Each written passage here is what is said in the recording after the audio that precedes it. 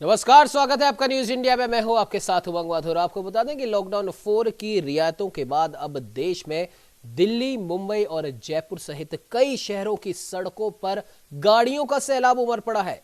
Lockdown 4 में छूट मिलते ही सड़कों पर भीड़ उमड़ी और घंटों तक ट्रैफिक जाम लगा रहा। दिल्ली में नोएडा जाने वाली सड़क पर गाड़ियों का रेला सा लग गया। घंटों तक लोग जाम में परेशान होते रहे और इसके साथ ही लॉकडाउन के बीच गुड़गांव बॉर्डर पर भी पथराव की खबर है। बताया जा रहा है कि यह पथराव दिल्ली से गुड़गांव जाने की कोशिश में लगे लोगों ने हरियाणा पुलिस पर किया। आपको बता दें कि पुलिस लॉकडाउन का पालन करवाते हुए इन लोगों को गुड़गांव में एंट्री से रोक रही थी और जानकारी के मुताबिक पथराव पालम विहार की तरफ से हुआ। दिल्ली के लोग नौकरी या फिर अन्य कामों के चलते गुड़गांव जाने की कोशिश कर रहे थे, लेकिन उन्हें पुलिस ने रोक लिया। इसके बाद पथराव की स्थिति पैदा हुई। फिलहाल खबर आने तक स्थिति कंट्रोल में बताई जा रही है, लेकिन सवाल यह है कि सरकार ने लॉकडाउन में लोगों को रियायतें तो दी हैं, व्यापारियों और नौकरी पेशा लोगों को दफ्तर और प्रतिष्ठान खोलने की भी इजाजत दी गई, लेकिन उन्हें अपने कार्यस्थल, ऑफिस या यूं कहें कि अपने गंतव्य तक जाने के लिए सरकार ने सड़क पर क्या व्यवस्थाएं की। जब सरकार ने लॉकडाउन में ढील दी है तो सड़क पर लगने वाले जाम से बचने के लिए भी प्लान तैयार करना चाहिए था। यदि सरकार द्वारा ट्रैफिक या फिर जाम से बचने का प्लान बनाया है तो फिर उसे सही तरीके से लागू करना भी जरूरी है, ताकि सड़क पर जाम न लगे और सोशल डिस्टेंसिंग बनी रहे। और साथ ही साथ यहां पर ध्यान देने वाली बात एक ये भी है कि सरकार ने तमाम राज्यों में, तमाम शहरों में, कई चिकित्सालयों में, भले ही वो सरकारी हो या फिर निजी चिकित्सालय हो, वहां पर कोविड-19 से संक्रमित मरीजों की भी व्यवस्था कर रखी है। लेकिन जो रोजमर्रा के जो मरीज हैं, जिन्हें कई ऐसी महिलाएं हैं जिनकी डिलीवरी होनी है, कई ऐसे लोग हैं जो सीरियस तौर पर बीमार हैं या कोई भी अन्य उन्हें बीमारी है, उनमें अब एक असमंजस की स्थिति है कि आखिर हम अगर जाएं तो हम कौन से हॉस्पिटल में जाएं। पता पड़ा वो जिस हॉस्पिटल में इलाज कराने जा रहे हैं वहां पर कोविड का कोई पेशेंट हो और उसे वहां से कोरोना संक्रमण लग जाए। गाइडलाइन सरकार जारी कर देती है कि फला फला हॉस्पिटल में यहां पर पेशेंट है, लेकिन जमीनी हकीकत क्या है इसके बारे में शायद अभी तक सरकारों को भी नहीं पता।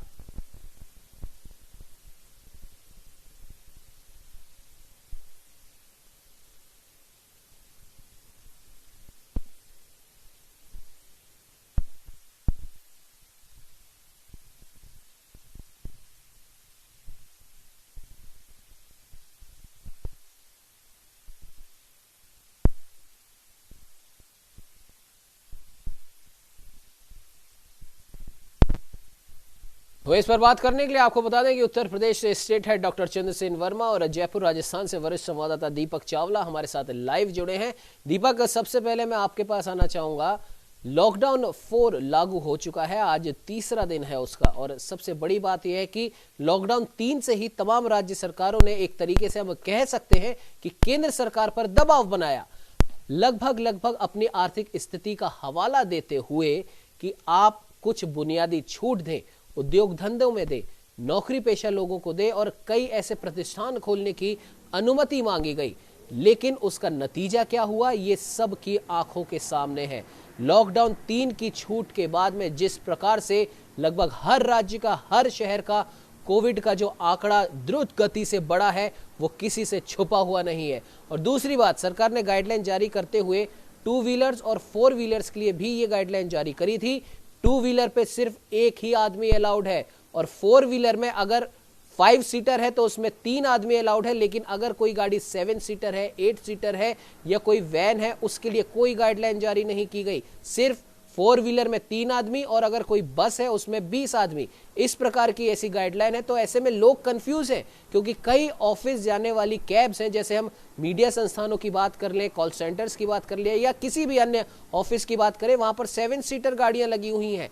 अब पुलिस वाले उन गाड़ियों को रोकते हैं, बोलते हैं कि 3 ही लोग अलाउड हैं जबकि वो 7 सीटर है।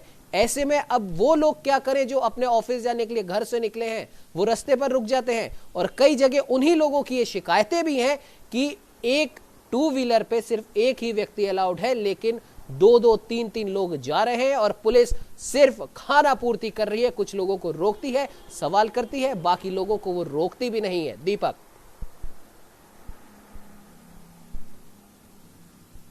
देखिए वो लोग उमंग आपने ठीक कहा, लॉकडाउन 4 यहाँ पर शुरू हो चुका, 3 दिन हो चुके जी हैं। दीपक माफ कीजिएगा, आपको मैं बीच में रोक रहा हूँ। हमारे साथ ललित शर्मा जी जुड़ चुके हैं, एडिशनल डीसीपी हैं ट्रैफिक जयपुर के। ललित जी बहुत बहुत स्वागत है न्यूज इंडिया में। धन्यवाद सर।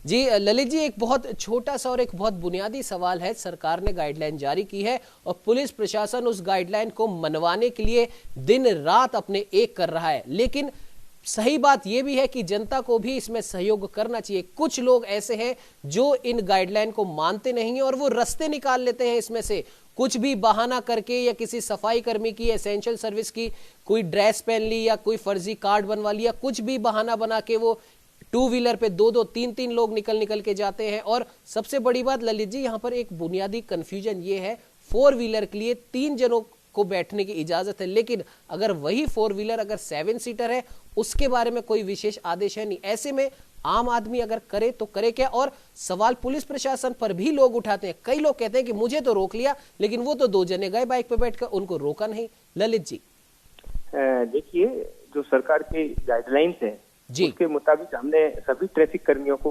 ब्रीफ किया है कि वो अपना बचाव रखे, संक्रमण से अपना बचाव रखे और ट्रैफिक रूल्स की पूर्णतः पालना करवाएं। जी। और शहर में लगभग अब सभी ट्रैफिक लाइट्स शुरू कर दी गई है, यातायात सामान्य होने जा रहा है। केवल कर्फ्यू क्षेत्र को छोड़कर सभी जगह हमने ट्रैफिक के जो निर्धारित पॉइंट थे वहां पर तैनात कर दिए हैं। और आप जो फरमा रहे हैं कि लोग पालना नहीं कर रहे हैं या ट्रैफिक पुलिस कार्रवाई नहीं कर रही है, ऐसा नहीं है। और यातायात व्यवस्था या और भी जो गाइडलाइंस का फॉलो करना केवल सरकारी कर्मचारियों की ड्यूटी नहीं, लोगों का, जनता का सहयोग इसमें बहुत ही आवश्यक है। जी। हर व्यक्ति को चेक करना संभव नहीं है और जहां जो सामने आता है, पॉइंट से निकल के जाता है, उसको रोकने के और कार्रवाई करने के, समझाने के, ब्रीफ करने के समस्त प्रयास जारी हैं। बिल्कुल अली जी, आपने सही कहा, प्रयास बिल्कुल जारी है। हम पूरी पुलिस व्यवस्था पर हम यहाँ पर सवाल नहीं उठा रहे, लेकिन कुछ ऐसी जगह हैं जहां पर इन नियमों की पालना नहीं हो रही, जानबूझ के नहीं हो रही, क्योंकि हम खुद देखते हैं, हम भी कई जगह जाते हैं, आप भी मानते होंगे, कई जगहों पर बैरिकेड्स भी लगे हुए हैं, ट्रैफिक के लोग भी बैठे हैं। और ऐसा नहीं है कि वो नहीं रोकते, वो रोकते भी हैं, लेकिन कई बार ऐसा होता है, जैसे अगर हम दिल्ली जयपुर हाईवे की अगर बात करें, बीच में ईदगाह इलाका पड़ता है, वहां पे आप 1-2 जनों की तो बात छोड़िए सर, वहां पर ट्रैफिक नियमों तक की पालना नहीं हो रही, हेलमेट नहीं लगाए जा रहे, 2-2 3-3 जने बैठ रहे। कई लोग तो सिर्फ इसलिए बाहर निकल रहे हैं देखने के लिए कि लॉकडाउन खुला है, चलो देख के आते हैं क्या हो रहा है क्या नहीं हो रहा। कई लोग तो इसीलिए बाहर निकल रहे हैं। ललित जी देखिए, इसमें मैंने पहले भी बताया कि इसमें जनता का सहयोग अति आवश्यक है। उनकी जागरूकता और जो सहयोग है वो ही कोरोना के ऊपर हम विक्ट्री कर सकते हैं, पा सकते हैं। यहाँ देखिए कि हमारे ट्रैफिक कर्मी भी कई यातायात व्यवस्था को मेंटेन करने के लिए कोरोना संक्रमित हो चुके हैं। बार बार इनको समझाया जा रहा है इसमें, लेकिन जनता का सहयोग आवश्यक है, तभी हमको सफलता मिल सकती है। बिल्कुल ललित जी, आपने सही कहा, जनता का सहयोग तो बेहद आवश्यक है और जितने भी हमारे कोरोना वॉरियर्स हैं उनका ध्यान रखना भी कहीं ना कहीं जनता के ही हाथ में है। और जनता को भी ये समझना होगा कि हम बेवजह किसी भी कोरोना वॉरियर को परेशान ना करें, अपनी समझ से इन सभी ट्रैफिक नियमों का पालन भी करें। ललित जी, आप हमारे साथ में जुड़े, उसके लिए आपका बहुत बहुत धन्यवाद। Thank you. दीपक, आपके पास वापस आना चाहूंगा। जिस प्रकार से अभी ललित जी ने भी बताया कि ट्रैफिक नियमों की पालना करवाई जा रही है, ट्रैफिक लाइट्स भी अब बराबर चालू कर दी गई हैं, लेकिन उन्होंने बार बार यही कहा कि जनता का सहयोग बेहद आवश्यक है। लेकिन दीपक, आप भी मानते होंगे, चंद्रसेन जी भी हमारे साथ जुड़े हुए, वो भी मानते होंगे कि एक होती है समझदारी और एक होती है बेवकूफी और एक होती है जहालत। तो इन तीनों में ही बहुत बेसिक सा डिफरेंस है। समझदारी तो यह है कि अगर हमें कोई चीज समझाई जा रही है तो हम उसकी पालना करें, बेवजह हम घर से ना निकले, जरूरत नहीं हो हम घर में रहिए। बेवकूफी होती है कि हमें मालूम है कि बाहर निकलना हमारी खुद की सेहत के लिए खराब है, हमारे परिवार के लिए खराब है, हमारे समाज के लिए खराब है, लेकिन फिर भी हम बाहर निकलते हैं। और जहालत वो है, हम जानबूझ के सारे नियम तोड़ते हैं, सिर्फ ये देखने के लिए बाहर निकलते हैं कि बाहर चल क्या रहा है। जबरदस्ती हम अपने साथ में 2 व्हीलर पे, 4 व्हीलर में भर भर कर रोड पे निकल रहे हैं। मार्केट बंद है, उसके बाद भी हर दुकान पर जाना हमारा जरूरी है, हर जगह ये पता करना जरूरी है क्या चल रहा है क्या नहीं चल रहा। दीपक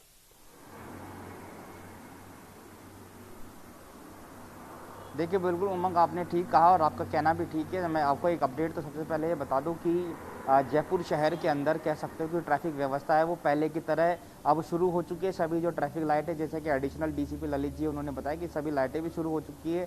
150 पॉइंट ऐसे हैं जहां पर ट्रैफिक पुलिसकर्मी नाकाबंदी करके कार्रवाई कर रही है। जयपुर शहर में एक बाइक पर सिर्फ एक व्यक्ति जा सकता है, दूसरा नहीं जा सकता। अगर जाएगा तो उसके खिलाफ कार्रवाई होगी। और उसके अलावा कार में एक ड्राइवर के अलावा 2 अन्य व्यक्ति है वो बैठ सकते हैं, और उसके अलावा कोई बैठेगा तो कार्रवाई होगी, जुर्माना होगा, गाड़ी भी जब्त होगी, लाइसेंस भी जब्त होगा।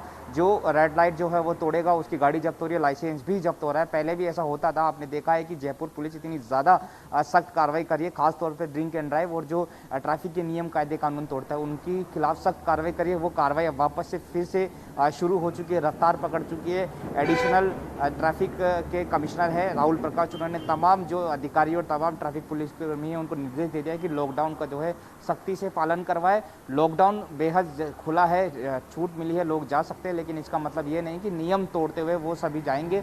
नियम तोड़ेंगे तो उनके खिलाफ चालान भी होगा, गाड़ी भी जब्त होगी और लाइसेंस भी है वो भी जब्त होगा। और उसके अलावा आपने एक सवाल मेरे को पूछा था कि अगर गाड़ी जो है बड़ी है, 7 सीटर है या जो भी है, गाड़ी छोटी हो चाहे बड़ी हो चाहे कितनी भी सीटर हो, एक कार के अंदर सिर्फ 3 व्यक्ति ही बैठ सकते हैं। चौथा अगर बैठेगा तो बिल्कुल कार्रवाई होगी। तो ये यहाँ पर क्लियर है कि बाइक के अंदर 1 और कार के अंदर 3 व्यक्ति बैठ सकते हैं, उसके खिलाफ जयपुर पुलिस कार्रवाई करेगी। अब बात कर लेते हैं, ललित जी ने सही कहा कि जयपुर ट्रैफिक पुलिस ज़्यादा संख्या में है, बिल्कुल है। अपना ट्रैफिक पुलिसकर्मी काम भी कर रहे हैं, मुस्तैदी से काम कर रहे हैं, लेकिन कहीं ना कहीं हर सड़क में, हर गली में, हर घर के बाहर ट्रैफिक पुलिस की नहीं जा सकते, सभी का चालान नहीं बना सकते, सबको नहीं समझाइश कर सकते। बार बार लोगों से अपील की जाती है, डॉक्टर भी करते हैं, पुलिस करते हैं, मीडिया करती है, हमारे देश के पीएम करते हैं, हमारे राजस्थान के सीएम करते हैं, बार बार लोगों को खुद करते हैं कि भाई अपनी सुरक्षा आप खुद रखें, अपनी जिम्मेदारी खुद रखें। लेकिन बावजूद आखिर क्यों लोग हैं वो मानने को तैयार नहीं होते हैं। सिर्फ छूट उन्हें दी है जो काम से निकलते हैं, ऑफिस में निकलते हैं या जो भी जरूरी काम है, लेकिन उसके बावजूद आप सड़कों पर देखेंगे कि किस तरह से लगातार जो है ट्रैफिक बढ़ा है। जयपुर की सड़कों पर भी काफ़ी ज़्यादा ट्रैफिक बढ़ा है। लॉकडाउन 3 में जो है इसकी शुरुआत हो चुकी थी, लॉकडाउन 4 आते आते तो अब तो ऐसा लगता है कि जब मानो कि सब कुछ सामान्य हो गया हो, जैसे तो कोरोना। बिल्कुल दीपक, आपने सही कहा और इस बात पे माफ कीजिएगा, आपको रोक रहा हूँ। जिस प्रकार से आपने कहा कि लॉकडाउन 3 की शुरुआत से ही ट्रैफिक खुलना शुरू हो गया था और लॉकडाउन 4 में तो ऐसा लग रहा है कि लॉकडाउन तो है ही नहीं, जिंदगी वापस हमारी नॉर्मल आ चुकी है, पटरी पर लौट चुकी है और अब मजे से हम सड़कों पर घूमेंगे। ऐसा लगता है कि सरकारों ने, प्रशासन ने कोरोना के अंदर राहत नहीं दी है बल्कि कोरोना को दावत दे दी है कि भैया हमारे तो लोग हैं, वो तो बिल्कुल मानने नहीं वाले, कोरोना जी आप आइए, इनको लगिए, क्योंकि ये जो लोग हैं ये मानेंगे नहीं और हम सख्ती हर आदमी पर नहीं कर सकते, ये बोल के हम बच जाएंगे। दीपक बिल्कुल उमंग, आपने ठीक कहा। देखिए, आप राजस्थान के आंकड़े देख लीजिए, कल भी 338 आंकड़े आए हैं और पिछले 6 दिन का आप रिकॉर्ड उठा के देखेंगे 200, 200, 200, 200, 250, फिर 300, यानी कि आप देखेंगे कि 6 दिन में ही करीब 1200 आंकड़े पहुंच चुके हैं। कितनी तेजी, कितनी रफ्तार से ये जो कोरोना का आंकड़ा है वो बढ़ रहा है। न सिर्फ जयपुर में, राजस्थान में, बल्कि पूरे भारत में 1 लाख से पार हो चुका है और काफ़ी बड़ी संख्या है। और ये बात सही है कि हमेशा जो है लॉकडाउन नहीं रख सकते, हमेशा लोगों को, बिजनेस को और जो है बिजनेस को बंद नहीं रख सकते, क्योंकि व्यापार को घाटा होता है, अर्थव्यवस्था को भी घाटा होता है। लेकिन इससे कोरोना से बचा जा सकता है। शर्त सिर्फ 2 ही है, आप 3 शर्तें हैं। एक तो आप मास्क का प्रयोग करें, सोशल डिस्टेंसिंग 2 गज की दूरी बना के रखें और उसके अलावा सैनिटाइजर और साबुन से हाथ को बार बार धोए। बस ये 3 चीज़ें करनी है। लेकिन फिर भी पता नहीं लोग क्यों मानने को तैयार नहीं होते। जहाँ पर ट्रैफिक जाम हो रहा है तो आप अन्य जो रास्ता है वो आप दूसरा लेकर चले जाए। अब देखिए, लेकिन दीपक सवाल तो यही है कि ट्रैफिक जाम होने की स्थिति आ ही क्यों रही है। सबसे बड़ी बात तो यह है, अब ट्रैफिक जाम है, दूसरा रास्ता अपना लें, लेकिन दूसरा रास्ता अपनाना क्यों है, ट्रैफिक को जाम करना क्यों है। और ये आप भी मानते होंगे कि जिन लोगों की वजह से या जिस वजह से भी ट्रैफिक जाम हुआ है वो सभी लोगों का घर से बाहर निकलना जरूरी नहीं था। कुछ लोग जबरदस्ती जा रहे हैं। और एक बात यहां पर ध्यान देने वाली यह है, जैसे ललित जी ने भी कहा कि ट्रैफिक पुलिस के कर्मी हैं वो अपना काम बखूबी कर रहे हैं, हम उनके ऊपर सवालिया निशान नहीं लगा रहे, लेकिन अपना काम करते हुए क्या दीपक ये जरूरी नहीं था कि पहले ही लॉकडाउन से जिस प्रकार की सख्ती लागू की गई थी पूरे भारतवर्ष में, वही सख्ती इस चौथे लॉकडाउन में भी लागू की जाती। जितने बड़े पैमाने पे वाहन जब्त किए गए थे वही नंबर्स आज भी अगर होते, जिस प्रकार से कोरोना के नंबर्स बढ़े हैं, आप भी मानते होंगे तीसरे और चौथे लॉकडाउन में वाहन जब्ती के नंबर भी बढ़ने चाहिए थे अगर पुलिस मुस्तैदी से अपना काम करती, क्योंकि स्ट्रिक्ट एक्शन लेना बहुत जरूरी है। दीपक, देखिए बिल्कुल उमंग, आपने बिल्कुल सही सवाल किया है कि लॉकडाउन 1 और 2 में बहुत सारी कार्रवाई हुई, बहुत सारी गाड़ियां जब्त हुई, और गाड़ी ऐसी जब्त हुई है कि आज 2 महीने हो गए थानों के बाहर, अभी भी वो गाड़ियां जब्त है, वो छूटी ही नहीं, क्योंकि कोर्ट ही नहीं खुले तो वो कहाँ से गाड़ियां छूटेगी। लेकिन हाँ, ये बात बिल्कुल सही है, लॉकडाउन 3 और 4 हो चुका है तो पुलिस की कार्रवाई में कोई कहीं ना कहीं थोड़ी सी कमी आई है। वजह शायद पता नहीं क्या हो सकता है, क्योंकि वजह ये भी हो सकता है कि पुलिसकर्मी अगर किसी के पास जाएंगे, उनका साइन करवाएंगे, चालान भरेंगे, तो हो सकता है उन्हें भी कोरोना का खतरा हो सकता है। वजह ये भी हो सकती है, हालांकि ये कोई वजह नहीं है, लेकिन फिर भी वजह कई सारी हो सकती है। और ये बात सही है कि ट्रैफिक में जो है अभी सड़क पर जो है ट्रैफिक का उल्लंघन भी हो रहा है, क्योंकि एक मोटरसाइकिल में एक व्यक्ति तो मैंने देखा ही नहीं, मैं खुद रिपोर्टिंग करने जाता हूँ, देखता हूँ कि एक मोटरसाइकिल 2 व्यक्ति तो आराम से निकलते, कार में भी काफ़ी लोग बैठते हैं।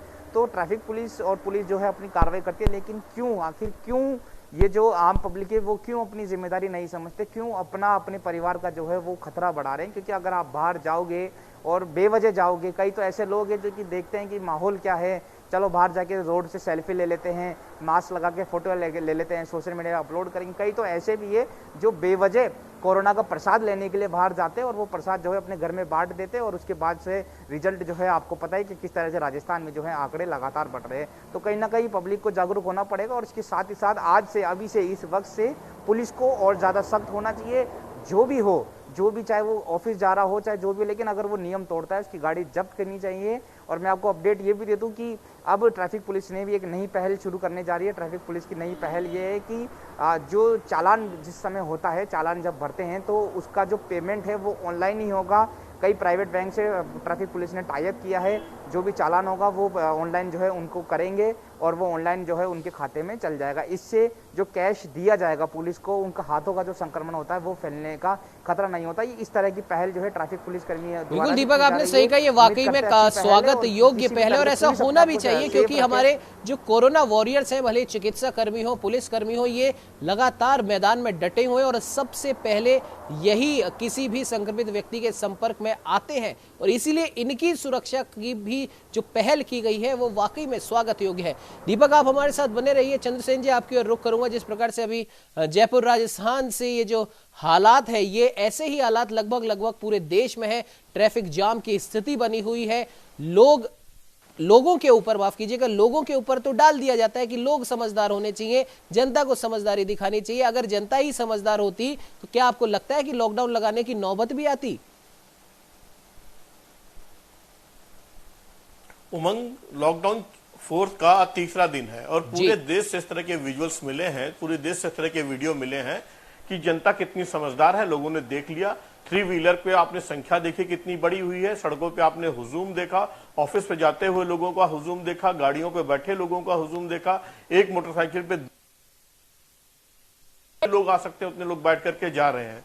तो ये जो लॉकडाउन 4 में जो छूटें मिली हुई हैं, उसका किस तरीके से इन लोगों ने यूज किया है, ये देखने वाली बात है। और इनको ये समझ में नहीं आ रहा कि जो आंकड़ा आज भारत का 1,06,000 पहुंच है, उत्तर प्रदेश में 5,000 के आसपास पहुंच चुका है, और जिस तरीके से संक्रमण बढ़ रहा है उस तरह से लोगों को समझ में लग रहा है अभी भी नहीं आ रहा है। पूरी दुनिया की हालत इन लोगों ने देखी है, लेकिन जिस तरीके से सड़कों में निकले हैं, छूट का इन्होंने जिस तरीके से उपयोग किया है, वो अपने आप में बहुत शर्मनाक है। और क्योंकि ये उस तरह के लोग हैं जिन्होंने लोगों को मरते हुए देखा, लोगों को वेंटिलेटर पे देखा, लेकिन इनकी समझ में अभी उस तरीके से नहीं आया है। जबकि WHO का कहना है कि ये उस तरह के संक्रमण या बीमारी है जिसका कोई इलाज नहीं, कोई वैक्सीन नहीं, और ये हो सकता है पूरे जीवन भर हमें अपने साथ इस बीमारी को लेकर चलना पड़े। जिस तरीके से एड्स की कोई वैक्सीन नहीं आई है, कोई दवा नहीं आई है, उसी तरीके से हो सकता है कि पूरे जीवन भर हमें इस बीमारी के साथ चलना पड़े और उसी तरीके से हमें प्रिकॉशन, संक्रमण चपेट में न ले पाए।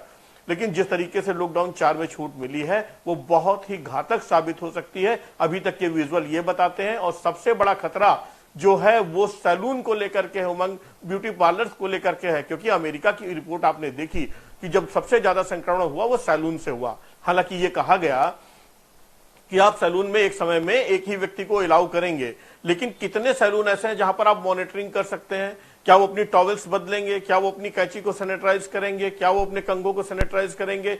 आदमी तो वही है, टॉवेल्स भी वही है। एक टॉवेल्स को कितने लोगों को यूज करेंगे आपको मालूम है? बिल्कुल नहीं मालूम है। सारी मेहनत पे पानी फिर जाएगा जिस तरह से आंकड़े बढ़ रहे हैं। और क्या जरूरत थी कि इतनी ज्यादा छूट देने की? ये राज्य सरकारों ने दबाव बनाया केंद्र सरकार पे कि साहब छूट दीजिए, छूट दीजिए, छूट दीजिए। उसका नतीजा आज पूरा भारत देख रहा है कि किस तरीके से छूट का प्रयोग संक्रमण बढ़ रहा है। आप प्रवासियों के मजदूरों की बात ले लीजिए। कल अपने उत्तर प्रदेश के बस्ती में सिर्फ एक जगह से उमंग 50 लोग संक्रमित निकले हुए हैं। और मैं आपको यह भी बता दूं, ये संख्या तो वो है कि जो टेस्ट कराने गए हैं और जिनमें कोरोना पॉजिटिव के संक्रमण मिले हैं। अभी घर के अंदर बैठे कितने लोग पैरासीटामोल ले रहे हैं, इस बात की पुष्टि नहीं हो पाई है। कितने लोग पैरासीटामोल टैबलेट ले रहे हैं या वो अपने लिए कुछ खांसी जुकाम या बुखार का करवा रहे हैं। ये अपने आप में देखने वाली बात है। और चंद्रसेन जी, यहाँ पर एक बात और ध्यान देने वाली ये है कि अभी आपने पैरासीटामोल का आपने जिक्र किया, और जो सबसे बड़ी बात है जो इस कोरोना से लड़ने के लिए बहुत ही शुरुआत में पहले लॉकडाउन या दूसरे लॉकडाउन के समय जिस दवा का जिक्र किया था हाइड्रोक्सी क्लोरोक्विन का, लोग बाग वो भी लेकर आ गए हैं। वो भले ही कितनी भी महंगी मिल रही हो, लोग बाग उस दवा को लेकर आ गए हैं। सुबह 2 गोली खाते हैं, शाम को 2 गोली खाते हैं। और अगर भगवान ना करे अगर किसी भी व्यक्ति को इस कोरोना का संक्रमण हुआ तो वो इसके लक्षण को इन दवाओं के माध्यम से वो छिपा रहा है। लेकिन वो ये भूल रहा है कि अगर एक बार आपके शरीर में ये वायरस पहुंच गया, आप में जरूर लक्षण नहीं दिखेंगे इन दवाइयों की वजह से, या अगर आपका स्टेमिना या फिर आपकी इम्यूनिटी आपकी बहुत स्ट्रांग है तो लक्षण नहीं दिखेंगे। लेकिन आप इन्फेक्टेड हो और आपकी वजह से कोई और इन्फेक्टेड हो सकता है। चंद्रसेन जी, बिल्कुल उमंग, जैसा आपने कहा कि जिन ग्रामीण क्षेत्रों में जिस तरह से लोग दवाइयां ले रहे हैं और जिस तरीके से वो यूज कर रहे हैं, मैं आपको बता दूं कि लॉकडाउन के दौरान डॉक्टर्स और हॉस्पिटल उपलब्ध नहीं थे। ग्रामीण इलाकों में वैसे भी एक चलन है कि वो मेडिकल स्टोर पे जाते हैं, मेडिकल स्टोर पे जाने के बाद वो दवाई ले लेते हैं, जो मेडिकल स्टोर वाला एडवाइस करता है वो आप दवाई लेकर के खा लेते हैं। तो ग्रामीण क्षेत्रों में लोग अभी भी उसी तरीके की दवाइयां ले रहे हैं। उनको खांसी जुकाम बुखार की तरह लग रहा है, उनको डर भी लग रहा है कि कोरोना अगर होगा तो ये जो सरकार है हमें यहां से ले जाएगी, वो क्वारंटाइन करेगी, वो किस तरीके का इलाज करेगी। वो इस दहशत से भी बाहर नहीं निकल रहे हैं। जिस तरीके से ये प्रवासी मजदूर आ रहे हैं, उनकी संख्या बढ़ रही है। आप देखिए कि किस तरीके से संक्रमण का खतरा बढ़ा हुआ है। और अभी तक हमारा जो भारतवर्ष था वो ग्रामीण इलाकों में छूटा हुआ था कि वहां पर संक्रमण नहीं पहुंचा था। लेकिन मैं आपको बता दूं कि उत्तर प्रदेश में संख्या 25 लाख से ऊपर हो चुकी है। और जो प्रवासी वहां से चलते हैं, क्या उनका कोरोना टेस्ट होता है?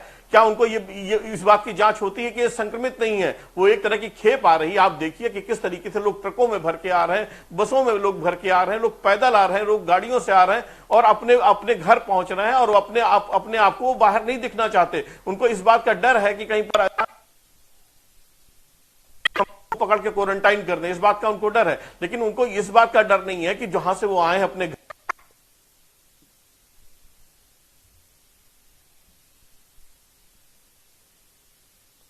जी बिल्कुल चंद्रसेन जी, आपने सही कहा। माफ कीजिएगा, आपको बीच में रोक रहा हूं क्योंकि अब बुलेटिन में इस समय वक्त हो चला है कि छोटे से ब्रेक का। ब्रेक के बाद आप दोनों हमारे साथ ऐसे ही बने रहिए, इस पर चर्चा यूं ही जारी रहेगी।